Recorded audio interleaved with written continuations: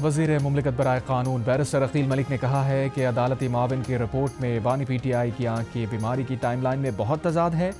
Supreme court के तहरीरी हुक्म के बगैर ना मेडिकल बोर्ड तश्कील दे सकते हैं और ना ही निजी अस्पतालों के डॉक्टर्स या ज़ाती मौलजीन को चेकअप के लिए भेज सकते हैं। हुकूमत सिर्फ सरकारी अस्पतालों के डॉक्टर्स पर मुश्तमिल बोर्ड बना सकती है और इस बोर्ड पर भी PTI ने सियासत करनी है। प्रोग्राम नया पाकिस्तान में गुफ्तगू।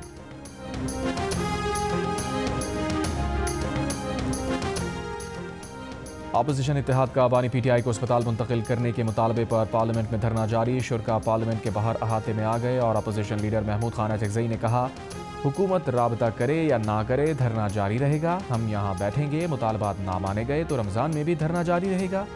वज़ीर आज़म को अपोजिशन लीडर की हैसियत से 3 डॉक्टर्स के नामों पर मुश्तमिल ख़त लिखा था। वज़ीर आज़म ने इस पर कुछ नहीं किया। बानी PTI की आँख ज़ाया ना हो, वो जिस अस्पताल में जाना चाहें इलाज कराएं।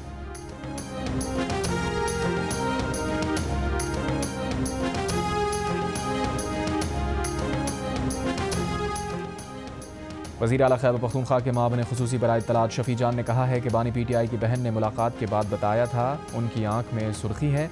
साबिक़ सुपरिटेंडेंट गफूर अंजुम का नाम ECL में डालकर गिरफ्तार किया जाए। किसके कहने पर उन्होंने ये खेल खेला? अलशिफा के 2 डॉक्टर्स के नाम दिए हुए हैं, उन्हें अंदर जाने दिया जाए। खैबर पख्तूनख्वा हाउस के बाहर मुंतखब अरकान पर लाठीचार्ज हुआ, उनके कपड़े फाड़े गए और कैदी वैन में फेंका गया।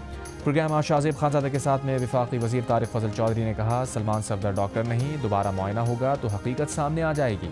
बानी PTI आम कैदी नहीं है।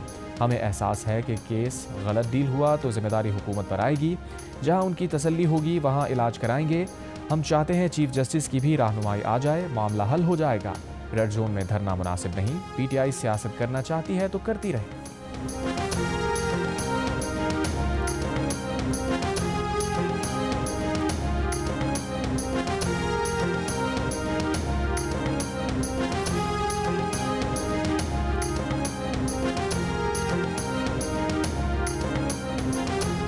रहीम यार खान में कोश गैंग के इंतहाई मतलूब डाकू सत्तार कोश ने 2 साथियों के साथ सरेंडर कर दिया। पंजाब हुकूमत ने डाकू सत्तार के सर की कीमत 25 लाख मुकर्रर की थी। DPO के मुताबिक हालिया ऑपरेशन में अब तक 200 से ज़ायद डाकू हथियार डाल चुके। ठंडे कमरों में बैठकर हर चीज़ अच्छी लगती है। बाहर निकलें, खुद मॉनिटर करें, देखें कि सहूलियात में कोई कमी तो नहीं, कोई रिश्वत लेकर काम तो नहीं करवा रहा। वज़ीर आला पंजाब मरियम नवाज़ का अस्पतालों के MS और CEO से खिताब। शिकायत मिलने पर सख्त एक्शन की वार्निंग दी। कहा, गरीब आवाम की अद्वियात के पैसों में करप्शन नहीं होने देंगी। अस्पतालों में फंडिंग का नहीं, एहतसाब और मॉनिटरिंग का मसला है। माजी में अद्वियात मौजूद होने के बावजूद नहीं दी जाती थी। इलाज के लिए रिश्वत ली जाती थी। किसी एक को भी अच्छा इलाज नहीं मिलता तो ये उनकी वज़ीर सेहत और हम सब की नाकामी होगी। लाहौर में दिल की सर्जरी प्रोग्राम की तकरीब से खिताब में कहा, बच्चों की ज़िंदगियाँ बचाना उनका मिशन है। आइंदा माह लाहौर में 1000 बिस्तरों पर मुश्तमिल चिल्ड्रन अस्पताल की तामीर शुरू होगी।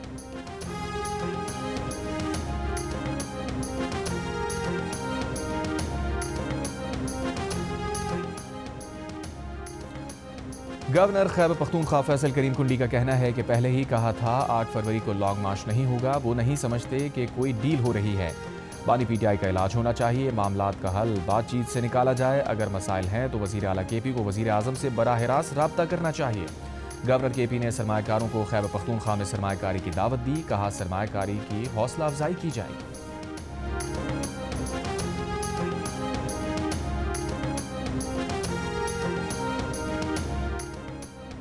मर्द का काम है कि औरत को मना कर रखे, अलग रिहाइश मुहैया करे। औरत जो अपने वालिदैन का घर छोड़ कर आती है उसको मोहब्बत और एहतराम मिलना चाहिए। मर्द ज़रा बीवी के घर रहकर दिखाए।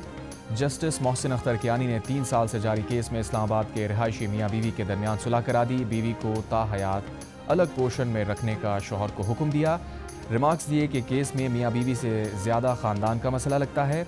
मर्दों का तरबियती फुक़दान है। दौरान समाअत कमरा अदालत में जज्बाती मंजर देखने में आए।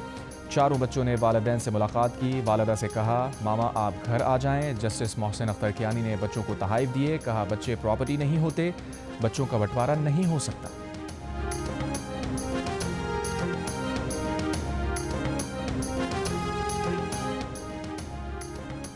وزیر اعلیٰ سندھ مراد علی شاہ کا کہنا ہے کہ سندھ موسمیاتی تبدیلی کے اثرات سے شدید متاثر ہوا ہے۔ سیلاب اور بے گھر ہونے کے مسائل سے نمٹنے کے لیے عملی اقدامات جاری ہیں۔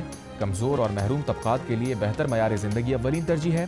کراچی میں تقریب سے خطاب کے دوران وزیر اعلیٰ سندھ کا کہنا تھا ایشیا پیسیفک کا خطہ تیز رفتار شہری آبادی اور موسمیاتی خطرات سے دوچار ہے۔ غیر رسمی بستیاں اور رہائش کی عدم استطاعت بڑے چیلنجز ہیں۔ آفات سے نمٹنے کے لیے پیشگی تیاری اور کمیونٹی کی شمولیت وقت کی اہم ضرورت ہے۔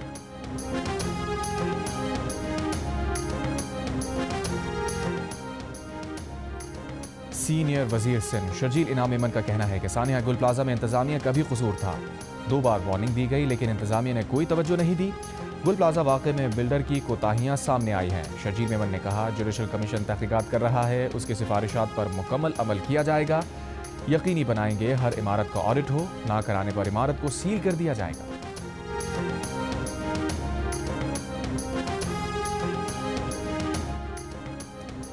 D G I S P R lieutenant general Ahmed Sharif Chaudhry کا لاہور میں university of engineering and technology کا دورہ، طلباء اور اساتذہ کے ساتھ خصوصی نشست میں قومی سلامتی اور دہشت گردی کے چیلنجز پر گفتگو۔ ترجمان پاک فوج نے کہا دہشت گردی کو جڑ سے اکھاڑنے کے لیے نیشنل ایکشن پلان پر عمل یقینی بنانا ہوگا۔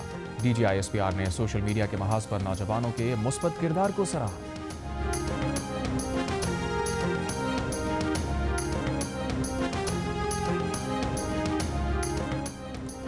ملک بھر میں یکم رمضان المبارک 19 فروری کو ہونے کا امکان۔ ترجمان سپارکو کے مطابق نیا چاند 17 فروری کو پاکستانی وقت کے مطابق شام 5:01 پر پیدا ہوگا۔ 18 فروری کی شام چاند نظر آنے کے امکانات ہیں۔ چاند کا حتمی اعلان رویت ہلال کمیٹی کرے گی۔ آلودہ گیسز کا اخراج کنٹرول کرنے والا 2009 کا اوباما کا فیصلہ ٹرمپ نے منسوخ کر دیا۔ ماحولیاتی تنظیموں نے ٹرمپ کے فیصلے کو موسمیاتی تبدیلی کے خلاف اقدامات پر اب تک کا سب سے بڑا حملہ قرار دیا۔ وائٹ ہاؤس نے کہا ٹرمپ کے فیصلے سے گاڑیاں سستی ہوں گی، آٹو انڈسٹری کے لیے فی گاڑی پر تقریباً $2400 تک کم لاگت ہو جائے گی۔ ماحولیاتی ماہرین کے مطابق نئے فیصلے سے موسمیاتی تبدیلیوں کے مضر اثرات کا سامنا کرنے والے پاکستان جیسے ممالک سب سے زیادہ متاثر ہوں گے۔ ماحولیاتی تنظیموں نے ٹرمپ کے فیصلے کے خلاف عدالتوں سے رجوع کرنے کا اعلان کر دیا۔ 2009 کے فیصلے میں گرین ہاؤس گیسز کو عوامی صحت کے لیے خطرہ قرار دیا گیا تھا۔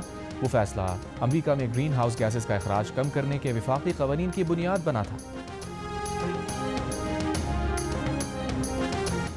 فلسطین ایکشن گروپ پر برطانوی حکومت کی پابندی غیر قانونی قرار۔